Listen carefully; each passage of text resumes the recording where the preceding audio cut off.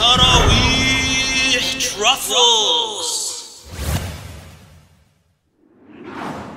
Alright, I'm sure you've been there where you're about to go to sleep at night, your phone from use all throughout the day has been depleted in battery power, and you want to recharge it before you go to sleep. So you plug it in, and then you go to sleep, and everything's all nice, and you dream of a fully recharged phone, right? You have amazing dreams like that. And you wake up in the morning, you go to look at your phone, but it's not fully charged. It's like at 11%. What happened? You thought it was plugged in, but it wasn't. And that brings us to today's ayah. Allah subhanahu wa ta'ala says, وَإِذْ قَالَ إِبْرَاهِيمُ رَبِّ أَرِنِي كَيْفَ تُحْيِي الْمَوْتَى قَالَ أَوَلَمْ تُؤْمِنْ قال بلى ولكن ليطمئن قلبي قال فخذ أربعة من الطير فصرهن إليك ثم اجعل على كل جبل منهن جزءا ثم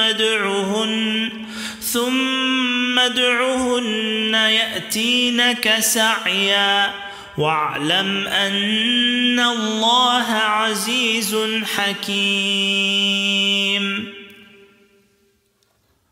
Here in this verse, Prophet Ibrahim ﷺ asked Allah to show him how does Allah resurrect the dead.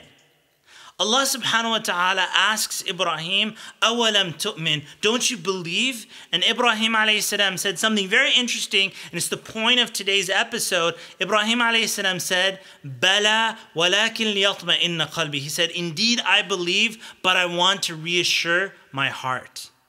When Ramadan comes along, we all feel this spiritual recharge, right? You feel it, I feel it. People have made t-shirts of that, like this battery, Ramadan, I need to recharge myself. We're going for Taraweeh in Ramadan. We're reciting Quran. We're racing to do good deeds. I'm here to tell you that that needs to happen all throughout the year, that we have to seek out opportunities to recharge our Iman.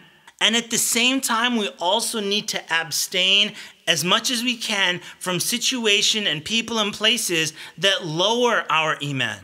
And let me say something special to our youth. Those of us who are in charge of educating and assisting these youth, every 2 or 3 years, there's another group of youth that come of age. And we might take it for granted that they know where to go to get their spiritual recharge. They know where to go to get, their knowledge increased. They don't necessarily know that. And so we have to constantly be educating and guiding people in their deen, in their spirituality, so that they and us can have a consistent recharge of Iman. Umar radiallahu anhu said these wise words about people who would later on be born into Islam and who would not know Jahiliyyah, the pre-Islamic ignorance. So you ask yourself, what would the problem be if somebody is born into Islam and is not familiar with all that pre-Islamic ignorance? The problem is this, that they take Islam for granted, or they don't know the value of what they have in their hands. If that's something that Umar radiallahu anhu said at the time of the companions radiallahu anhu, so what about our times? We have to consistently take our youth and educate them and guide them spiritually so they understand the value of what they have in their hands, and so they can constantly be in a state of recharging their Iman.